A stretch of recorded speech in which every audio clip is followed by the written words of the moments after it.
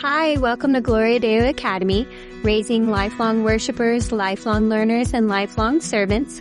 In this episode, we're talking about the 2025 Reading Challenge and Book Character Parade. And we're also going to be having some of our students on here to talk about their favorite books and what they love most about reading. And Miss Amy's here to tell us all about it. Hi, Miss Amy. Hi, thank you for having me. So first, tell us a little bit about the Reading Challenge, what it is, and who can participate. All right, so the Reading Challenge is our annual reading challenge, which kicks off in this next coming weeks, and it is open to all students at Gloria Deo, from pre-K3 all the way up to our 12th graders, and even our GDA teachers have an opportunity to participate. What do they need to do? What do the students need to know to do? What the students will do is have their parents go to the latest Lion Life update, and there is a box where they can click on a Learn More link in the Reading Challenge, and there they'll find directions for both the Reading Challenge and the Book Character Parade, prize categories, and reading logs. But also, just to help make things a little easier for parents, we'll be sending home hard copies of each of those three things, the directions, the prize categories, and the reading logs, with their students starting next week, so they can check those in folders and binders and put those in a safe place at home. What about options for reading? Some of our students love to read themselves, but some families do a lot of family read-alouds or audiobooks. How do we address that in the Reading Challenge? Yeah, so we want to make sure that we can encompass all kinds of family dynamics and all ways of reading during this Reading Challenge. So we're going to count both what we call book in hand reading minutes, where you have a book and you're reading or reading aloud and turning the pages, as well as audio minutes, where you will listen to a book being read aloud, and those two categories will count toward the Reading Challenge. So each of those has its own category, and students can either track one or the other, or if they're avid readers and they do both, that counts as well. So there's winners for each category. Will there be prizes for the winners?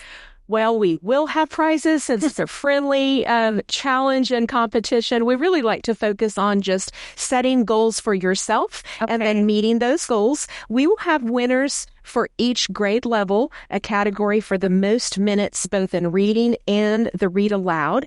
They'll earn a special certificate and have a chance to draw something from a special prize bucket. When does the Reading Challenge start? So the Reading Challenge is just around the corner. It's going to kick off on March 14th. That's the Friday that we're out for spring break, and it will run all the way until Sunday, March 30th. So students are going to want to track those minutes from Friday morning all the way to that Sunday night on March 30th. They'll be turning in their reading logs on March 31st or April 1st, depending on their rotation. And then our upper school students will also have reading logs that they can track, and they'll turn those into their first period teacher.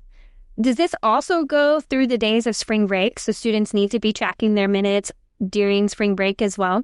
That's right. So this time span from the 14th to the 30th covers the weekends before, during, and right after spring break. So they want to track those minutes at home or in grammar schools with their families. Our upper school will have their log they can track, and those will both be due the Monday and Tuesday we get back to school.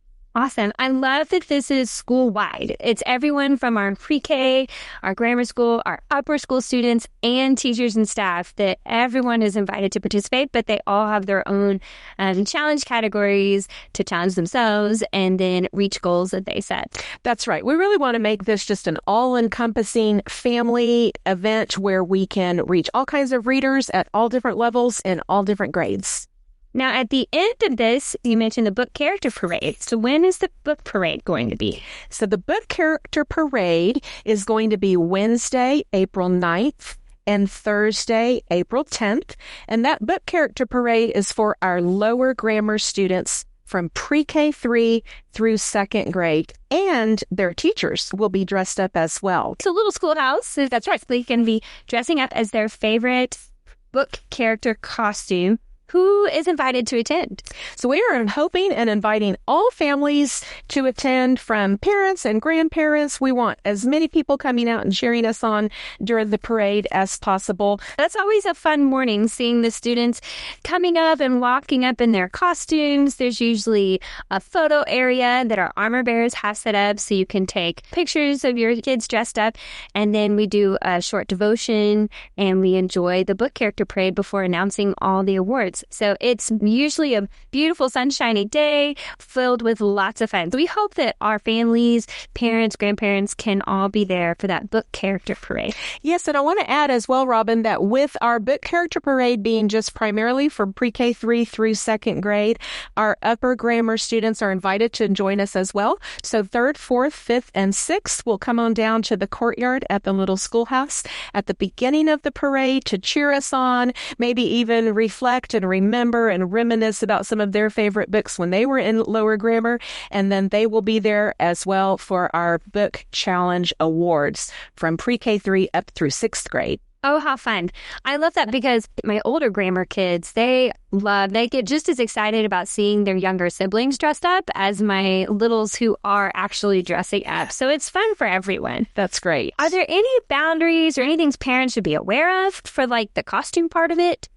So for the costume part of it, we really want this to just be, for our little ones, just a family affair. We don't want parents to be stressed or worried about what they're going to do to come up with a costume or how they're going to create one. And so we encourage families to just share and trade and swap ideas with other families that have either gone through book character parades or are planning for this one coming up. We're going to have some costumes that are low key, and then we're going to have some really elaborate costumes. Anywhere within that range, parents are invited to participate. These little ones are going to need some help with their costumes. So we want that to be a family thing. Yes, definitely reach out to other moms in your class GroupMes. And there's a lot of borrowing that can happen. I happen to have an owl if anybody's doing owls in the family, because I don't have a second grader this year. But there are all sorts of things like that we can help each other out and make this fun for everyone without it becoming something stressful. That's right. Let's talk a little bit about favorite books. Did you have some favorite books you'd like to share with us today, Miss Amie? If I could pick them all, one of my most favorite things to do is to read aloud to students, to just be able to visit classrooms and have story time. I have so many that are my favorites and favorite authors. I think, Robin, growing up, probably the Laura Ingalls Wilder Little House on the Prairie series was one of my favorites. I actually still have the original boxed set from my childhood that I gave on to my girls, and now they're stored away for grandchildren, and that boxed set of books is over 50 years old. But I think now just more current books that we're reading here at school. I love Charlotte's Web. Of course, Trumpet of the Swan is one of my favorites. But if I had to pick one favorite book, has got to be a book called The Miraculous Journey of Edward Tulane. And it's by an author named Kate DiCamillo. And it is the sweetest story about a little girl named Abilene. And she has a porcelain rabbit, and that is who is Edward Tulane. And she loses the rabbit. And of course, then we're taken on this miraculous journey of Edward's life, how he ultimately comes full circle at the end. And it fills your heart with such just happiness and joy, and you finish and close that book and say, "Oh, I loved that book." So it is my favorite. And I've got a couple of favorites I'll throw in there. My family has really loved the Winged Feather Saga. It's got 4 books in the series. It is so fun. It's got sillies for the littles, but adventure for older grammar kids. So we've all enjoyed the Winged Feather Saga. And one of my other favorites that's really good for that upper grammar age level is A Place to Hang the Moon. It is a very sweet, heartwarming story about 3 siblings, and they go from London out into the countryside. They also happen to be orphans, and so they're looking for a new home, and just really about family and new meanings for family. But now let's hear from some of our students. So we have Annie here to tell us about some of her favorite books. Annie, what grade are you in? I'm in 4th grade. In 4th grade. What are some of your favorite books? Babysitter's Club and Narnia. And Narnia. What do you like about the Babysitter's Club? I just like how it's kind of adventurous and intriguing. Are you getting some good babysitting tips on how to become a good babysitter? I don't want to be a babysitter. So just read about it, huh? Yeah. What do you love most about reading? Probably going to another world. Ooh, I love that idea. If you could pick any other place to go than this world, what would you Narnia. choose? Narnia. So you did enjoy those books, yeah? Yeah, it was kind of interesting. I really liked what the writer did by kind of showing the Bible in it. Aslan is like a guide. That's a great connection. So I have one last question for you. Where's your favorite place to read?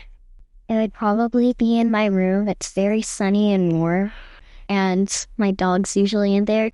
A sunshine, a book, and a dog. Yep. What more could you want? That's awesome. Thank you, Annie. Thanks for sharing that with us. Next, we have David here with us. And David is one of our little lions from the little schoolhouse. David actually brought 2 of his favorite books with us that we can look at and talk about. David, tell us what your most favorite book is called. This Zoo is Not For You by Ross Collins. And what makes this book one of your favorites? Does it have a funny part in it? What is it? They're saying this zoo is not for you. That's right. So only the animals belong in the zoo, right? And then you told me someone else who's allowed to be at the zoo. The zookeeper. Do you have a favorite way of reading at home? How do you enjoy your stories at home? I read books. Oh, meaning you can do it all by yourself? Kiss your brains. That's fantastic. Is there anything else you want us to know? I love reading. Yay! Thanks, David, for sharing that with us. We're happy to know that you love reading. And now we have Vale here with us. And Vale, what grade are you in? 2nd grade. 2nd grade. And we're talking about our favorite books. Do you have a favorite book that you like to read? I like Freddy's Bakery. Freddy's Bakery. What is it about? It's like his name is Freddy and he has a bakery and he makes pastries. That sounds like that's a book that makes you hungry. What do you love about reading? Exciting to read. I love all the characters in the books. And Do you have a book you're reading right now? I was reading part of My Father's Dragon. My Father's Dragon. That's when you're reading in school, right? Yeah, I read it a little while ago, and I just wanted to read it again. You know what? That is a great idea. There is nothing wrong with taking the same book that you've read once and reading it again a second time. Are you finding new things that you missed or new things to enjoy in a book that you've already read?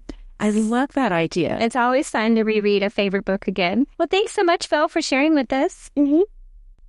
That was so great to hear from some of our students. I love diving into reading with everyone all together, knowing that we're all reading. We might be reading different stories, but they take us to different worlds and we meet new characters. And then that is our own formation and how we relate to one another and how we see the world. I'm so happy to be a school that promotes something like a beautiful reading challenge every year. And we look forward to it. It's going to be an exciting time.